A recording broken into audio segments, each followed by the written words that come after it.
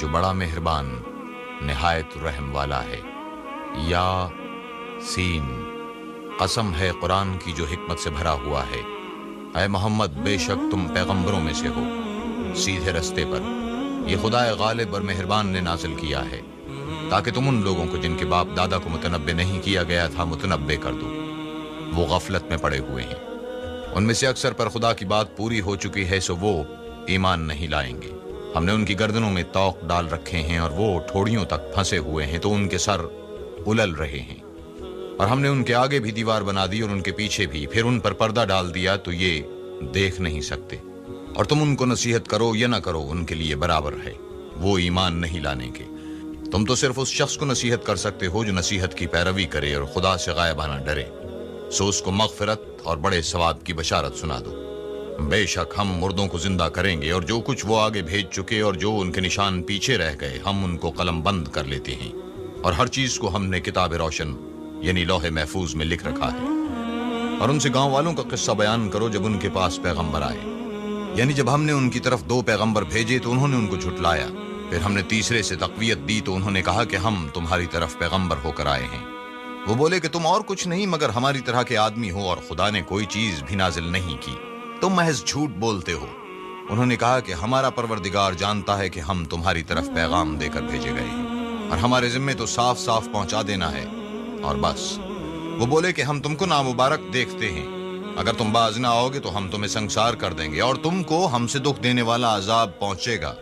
انہوں نے کہا کہ تمہاری نحوست تمہارے ساتھ ہے، کیا اس لیے کہ تم کو نصیحت کی گئی؟ بلکہ تم ایسے لوگ ہو جو حد سے تجاوز کر گئے ہو۔ اور شہر کے پرلے کنارے سے ایک آدمی دوڑتا ہوا آیا، کہنے لگا کہ اے میری قوم، پیغمبروں کے پیچھے چلو، ایسوں کے جو تم سے صلہ نہیں مانگتے، وہ سیدھے رستے پر ہیں، اور مجھے کیا کہ میں اس کی پرستش نہ کروں جس نے مجھے پیدا کیا، اور اسی کی طرف تم کو لوٹ کر جانا ہے۔ کیا میں ان کو چھوڑ کر اور کو معبود بناؤں؟ اگر خدا میرے حق میں نقصان کرنا چاہے تو ان کی سفارش مجھے کچھ بھی فائدہ نہ دے سکے اور نہ وہ مجھے چھڑا ہی سکے۔ تب تو میں صریح گمراہی میں مبتلا ہو گیا۔ میں تمہارے پروردگار پر ایمان لایا ہوں، سو میری بات سن رکھو۔ حکم ہوا کہ بہشت میں داخل ہو جا۔ بولا کاش میری قوم کو خبر ہو کہ خدا نے مجھے بخش دیا اور عزت والوں میں کیا، اور ہم نے اس کے بعد اس کی قوم پر کوئی لشکر نہیں اتارا، اور نہ ہم اتارنے والے تھے ہی۔ وہ تو صرف ایک چنگھاڑ تھی آتشیں، سو وہ اس سے ناگہاں بجھ کر رہ گئے۔ بندوں پر افسوس ہے کہ ان کے پاس کوئی پیغمبر نہیں آتا مگر اس سے تمسخر کرتے ہیں۔ کیا انہوں نے نہیں دیکھا کہ ہم نے ان سے پہلے بہت سے لوگوں کو ہلاک کر دیا تھا؟ اب وہ ان کی طرف لوٹ کر نہیں آئیں گے، اور سب کے سب ہمارے روبرو حاضر کیے جائیں گے۔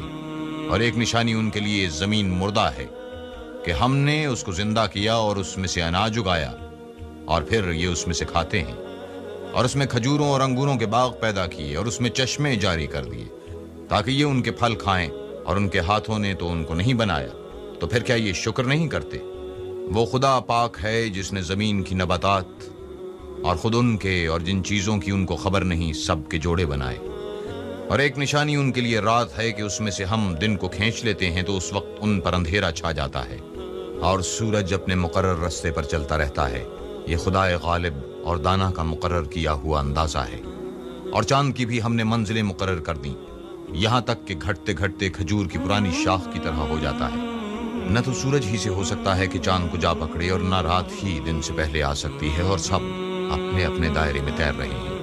اور ایک نشانی ان کے لیے یہ ہے کہ ہم نے ان کی اولاد کو بھری ہوئی کشتی میں سوار کیا، اور ان کے لیے ویسی ہی اور چیزیں پیدا کی جن پر وہ سوار ہوتے ہیں، اور اگر ہم چاہیں تو ان کو غرق کر دیں، پھر نہ تو ان کا کوئی فریاد رس ہو اور نہ ان کو رہائی ملے، مگر یہ ہماری رحمت اور ایک مدت تک کے فائدے ہیں۔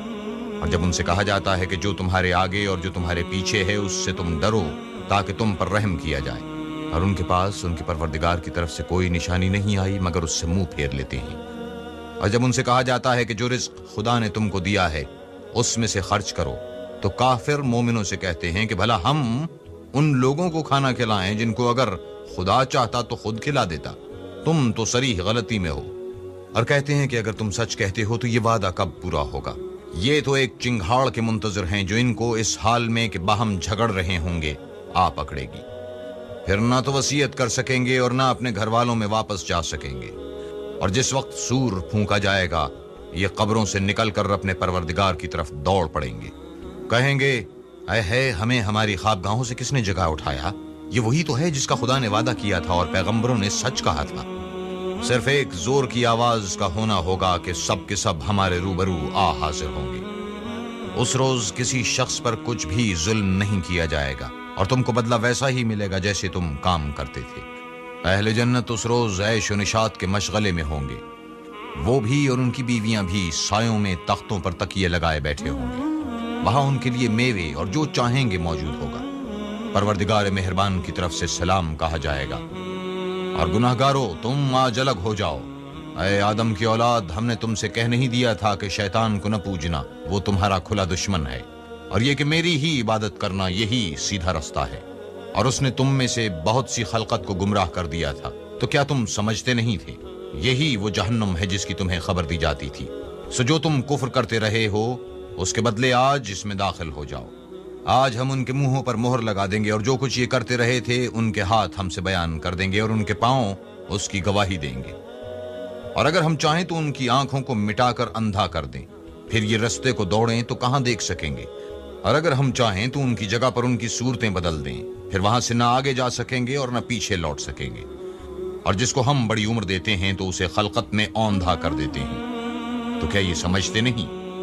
اور ہم نے ان پیغمبر کو شعر گوئی نہیں سکھائی اور نہ وہ ان کو شایع ہے، یہ تو محض نصیحت اور صاف صاف قرآن پرز حکمت ہے، تاکہ اس شخص کو جو زندہ ہو ہدایت کا رستہ دکھائے اور کافروں پر بات پوری ہو جائے۔